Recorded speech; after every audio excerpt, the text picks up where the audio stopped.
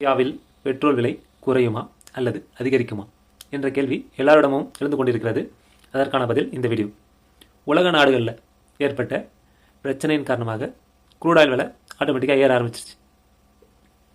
குறிப்பாக மத்திய கிழக்கில் ஏற்பட்ட பிரச்சனையின் காரணமாக நமக்கு இன்னும் பெட்ரோல் அதே ரேட்டில் சேம் ப்ரைஸ்லே இன்னும் கிடச்சிட்ருக்கிறதுக்கான காரணம், நாம் டிஸ்கவுண்ட் ப்ரைஸில் ஆல்ரெடி ரஷ்யா கிட்டேருந்து பை பண்ண ஆரம்பிச்சிட்டோம்.